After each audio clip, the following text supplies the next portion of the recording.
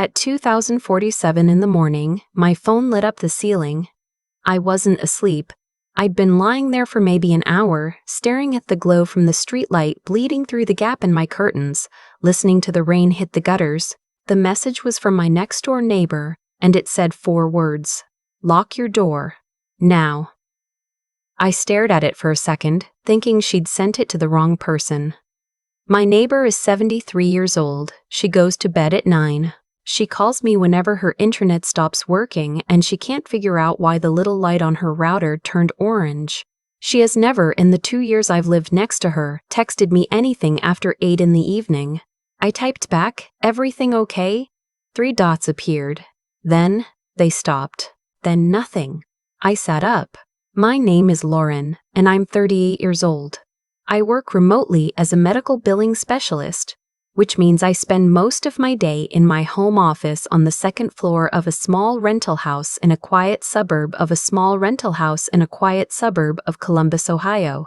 I moved there after my divorce was finalized, about 2 years back, looking for something small and manageable, something that felt like a fresh start without too much space to rattle around in. I found it on the corner of a dead-end street lined with old oak trees, half a mile from a Kroger, 10 minutes from my sister's place.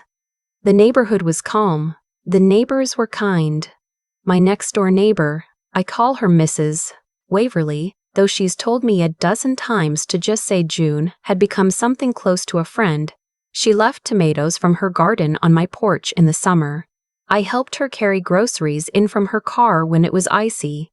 We had a comfortable, unspoken agreement. We looked out for each other, which is why when her message came through at 2047 a.m., I didn't roll over and go back to sleep. I got up and tried to call her. It rang 4 times and went to voicemail. I tried again. Same thing. I stood in the dark hallway outside my bedroom, holding my phone, trying to talk myself into a reasonable explanation. Maybe she'd heard something and gotten scared. Maybe she'd sent it by accident. Maybe she'd fallen asleep with her phone in her hand, but she'd sent it to me specifically. Those 4 words. Not a misfire, not a group text. Lock your door. Now. I checked the deadbolt on the front door. It was locked. I moved to the back door. Locked. I checked the windows on the ground floor one by one, standing to the side of each one so I wasn't visible from outside. Everything was closed. Everything looked still. The rain had eased into a fine mist, and the street outside was empty under the orange glow of the lamp on the corner. I told myself I was being paranoid. I went back to my bedroom, sat on the edge of the bed, and texted her again. June, I'm a little worried. Please let me know you're okay. The read receipt never appeared. The message just sat there, unread, in the gray bubble. That's when I heard it. It wasn't loud. It wasn't the kind of thing that would wake you up from a deep sleep. It was a low, slow sound from somewhere near the back of the house. A kind of deliberate scraping, like something being dragged against the exterior siding. It stopped. Then it started again, slightly lower, closer to the ground. My dog, a 7-year-old beagle mix named Biscuit, had been curled at the foot of the bed. He lifted his head. His ears went flat. I stopped breathing. I grabbed my phone and called my sister. She lives alone too, and she's a light sleeper. She'd told me that a dozen times when I apologized for late calls. She picked up on the second ring, voice rough with sleep. "What's wrong?" she said immediately. She always knows, I told her in a whisper. The text from June. The unanswered calls. The sound outside. Lauren. Her voice went sharp and quiet at the same time. "Call 911 right now. It might be nothing," I said. "It might be an animal." "It might not be," she said. "Call them. I'm getting in the car. You don't have to. I'm already getting my keys. Call 911 and then text me back." I hung up and dialed. The dispatcher was calm and steady, the way they train them to be, and she stayed on the line with me while I told her what I'd heard and what my neighbor had sent. She told me units were in the area and someone would be there soon. She told me to stay inside, stay away from the windows, and not open the door for anyone. I moved to my closet. I know how that sounds, but the closet in my bedroom shares a wall with the bathroom. No windows, and the door has a lock on the inside, one of those old-fashioned hook-and-eye latches that the previous tenant must have installed for privacy. It wouldn't stop anyone determined, but it made me feel less exposed. I sat on the floor with my back against the wall, Biscuit pressed against my legs, and I kept the dispatcher on the line. I don't know how long I sat there. Time does something strange when you're that scared. It stretches in some places and collapses in others. The dispatcher kept talking to me, soft and steady, asking me every minute or two if I was still hearing anything. For a while I wasn't, just the rain, just the house settling. Then Biscuit growled. Not his playful growl, not his "there's a squirrel" growl.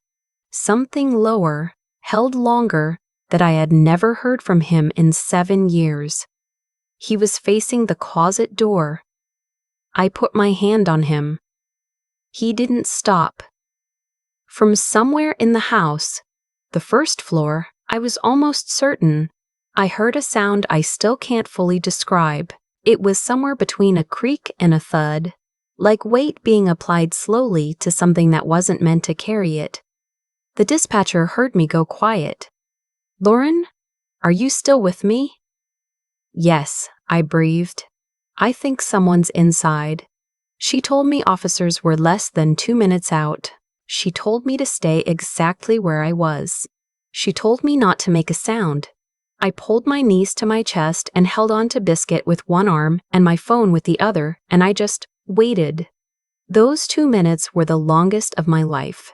I heard footsteps. They were on the stairs. They were slow and careful, the kind of careful that means someone is deliberately trying not to be heard. One step, then a pause. Another step. The third stair from the bottom has always creaked under my weight. I've meant to ask the property manager to fix it for 2 years. I heard it creak, and then stop. I stopped breathing entirely. The footsteps didn't continue. There was a long, suspended silence. Biscuit was trembling. I realized I was too. Then, from outside, I heard something I have never been so relieved to hear in my entire life. Tires on wet pavement, moving fast, and the brief blip of a siren. The footsteps changed. They were no longer careful. They were fast, moving back down the stairs toward the back of the house. I heard the crash of the back door, the same door I'd checked and locked, slamming open against the exterior wall. Then silence. Then a knock at my front door and a voice. Columbus Police. "Ms. Lauren, we're outside. You're safe to open the door." I didn't open it right away. I sat on that closet floor for another 30 seconds, just making sure my legs were going to work, and then I got up. 2 officers were on my porch. One was maybe my age. The other looked younger, his jacket dark with rain. They were both calm and professional, and the younger one crouched down to let Biscuit sniff his hand while the other walked me through what had happened. They'd seen a figure running from behind my house as they pulled onto the street. One officer had given chase. The other was with me. They cleared the house room by room. The back door lock had been forced. The deadbolt was intact, but the door frame had been pried apart, the strike plate hanging loose. Whoever had done it knew what they were doing. It wasn't a random shove. It was deliberate, practiced. I sat on my couch wrapped in a blanket I didn't remember getting and answered their questions. Yes, I lived alone. Yes, I'd been living there about 2 years. Had I noticed anything unusual recently? Any unfamiliar cars? Anyone asking about me or the house? I thought about it, and then I remembered something that had felt small at the time. About 3 weeks earlier, a man had knocked on my door mid-afternoon on a Tuesday. He said he was from the gas company, doing routine checks in the neighborhood. He had a clipboard. He seemed professional. I didn't let him in. I told him I hadn't received any notice of a scheduled check and he could reschedule through the company's official line.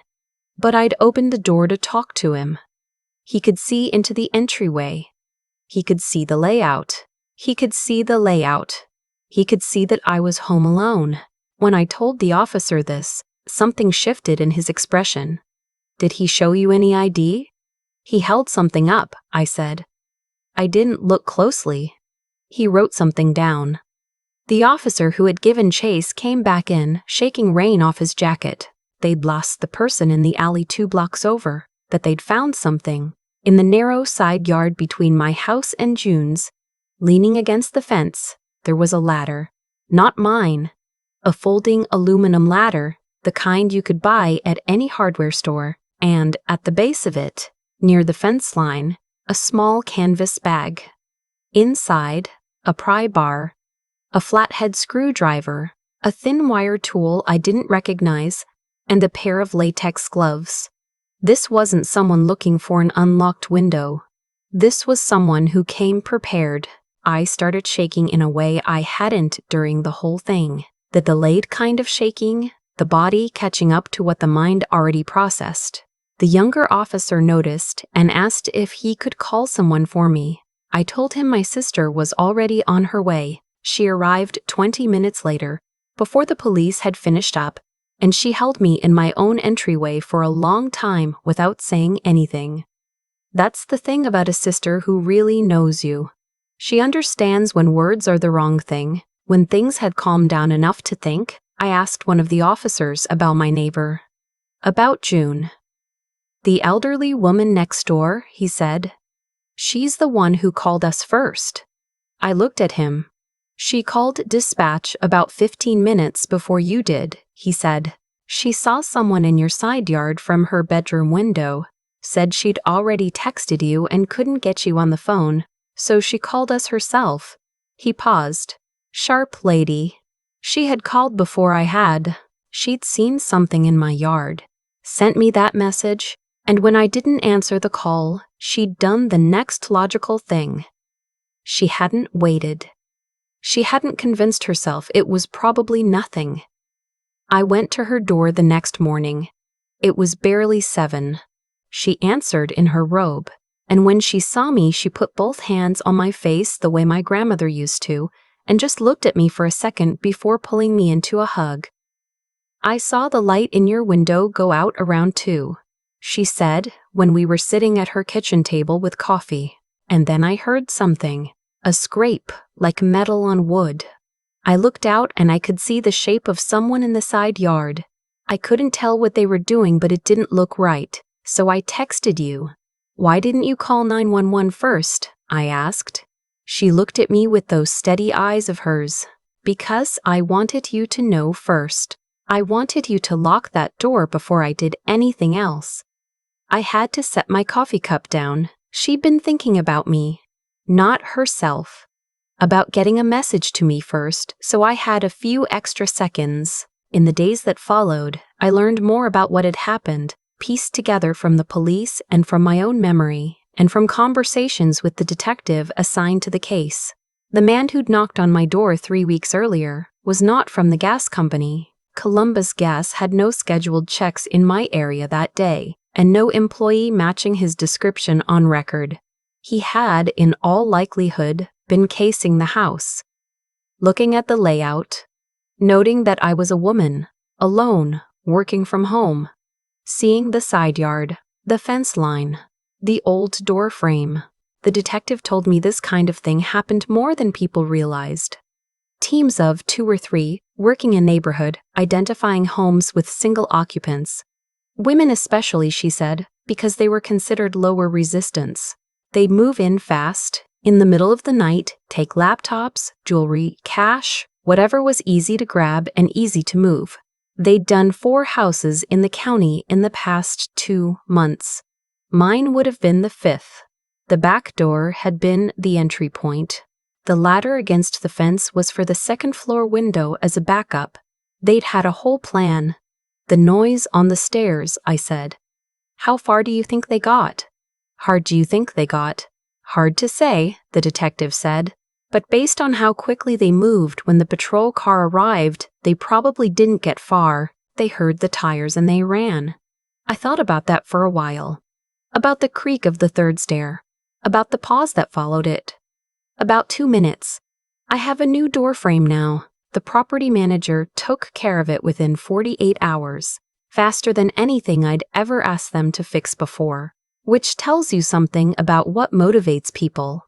I have a door reinforcement kit installed behind the deadbolt, the kind with the steel plate that distributes force across the whole frame instead of just the strike plate. I have a Ring camera on the back of the house and a motion sensor light in the side yard. I also have my neighbor's number saved at the top of my contacts. First in the list, about 6 weeks after everything happened, the detective called to tell me that 2 men had been arrested in connection with the burglaries, caught at another house in a neighboring county where the homeowner had a security camera, and they'd been sloppy. The canvas bag recovered from my side yard matched their MO exactly. The pry bar had trace evidence. I cried a little on the phone, which surprised me, because by that point I thought I'd already finished processing the whole thing. I hadn't. The body keeps score longer than the mind does. I still sleep with my phone on the nightstand instead of across the room. I still wake up sometimes when Biscuit shifts position, convinced for 1/2 second that something is wrong. I don't think that fully goes away. I'm not sure it's supposed to. Maybe staying a little more alert, a little less certain that everything is fine, is the thing that keeps you safe. What I know is this: I almost talked myself out of taking it seriously. I almost let the rational part of my brain override the part that was paying attention. It was a text from an old woman at 3 in the morning. I could have rolled over. I could have thought she probably heard a raccoon. I could have fallen back asleep. And June could have looked out her window the next morning and seen police tape where my back door used to be. Last week I brought her a pie, a real one, from scratch, blueberry, her favorite, because she mentioned it once in passing 8 months ago, and I filed it away without thinking. She opened her door and looked at it and then looked at me with an expression I can't quite put into words. "You didn't have to do that," she said. "I really did," I said. We ate it at her kitchen table with decaf, and she told me about the neighborhood before I moved in, about what the street looked like 20 years ago, about her husband who died in 2011, and the garden he'd started that she still maintained because she couldn't quite let it go. We talked for 2 hours. I walked home in the dark and I wasn't scared. There's something that shifts in you when you realize someone was paying attention when you weren't. When someone cared enough to act before you even knew you needed it. I'd thought of June as a kind neighbor, a good one.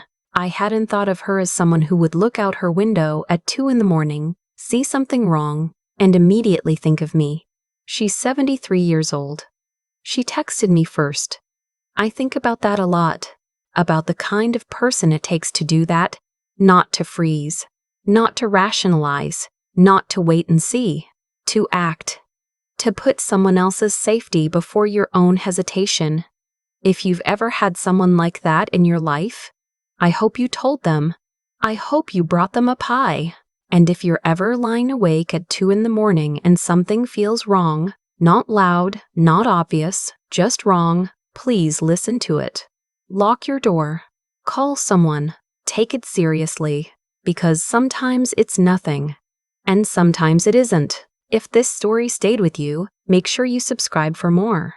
I share true stories like this one, real moments that change the way I see things.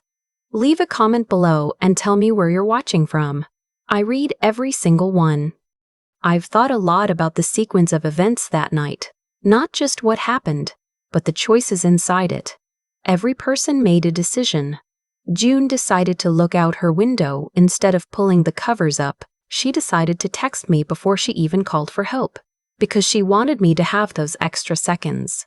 I decided to get up instead of going back to sleep. The dispatcher decided to stay on the line and keep her voice steady even when mine wasn't. The officer decided to hit the siren for just 1 brief second as he turned onto my street. Each one of those choices, in a different direction, changes how the story ends. That's the thing nobody tells you about safety. It isn't a condition. It's a series of decisions made by people who are paying attention. June is 73 years old. She lives alone. She had no obligation to watch over me, no formal agreement, no contract. She just looked out her window at 2 in the morning and thought, that doesn't look right. And then she acted on it immediately, without second-guessing herself, without waiting to see if she was wrong. She didn't want to cause a fuss. She just did what she thought was right. That kind of clarity is something I've been trying to understand ever since. I think it comes from a life spent making choices based on what actually matters rather than what's comfortable. June has been through enough loss, years alone, the quiet accumulation of hard things, that she doesn't waste time hesitating over whether she might be overreacting. She has learned to trust herself. And she has learned that looking out for the person next door costs almost nothing and can mean everything. I hadn't learned that yet. I was still in the stage of my life where I was more afraid of being wrong than of missing something important. I almost rolled over. I almost told myself it was fine. The rational voice in my head was so much louder than the instinct, and I had spent years training myself to listen to the rational voice. What that night taught me is that instinct and intelligence aren't opposites. The smartest thing I did was get up and check. The smartest thing June did was trust what she saw. Neither of us panicked. Neither of us froze permanently. We just moved toward the thing that felt true, even when we weren't sure. There's a kind of courage in that which doesn't get named often enough. It's not dramatic courage, it's quiet. It's the courage to say, I think something is wrong, and I'm going to do something about it, even if I'm not certain, even if I might be embarrassed later, even if it turns out to be nothing. And there's an intelligence in community that I had underestimated. I had thought of my safety as my own responsibility, something I managed alone with good locks and common sense. I hadn't fully understood that the person 30 feet away, separated by a shared fence line and a strip of side yard, was also part of how I stay safe. We were looking out for each other without ever making it official.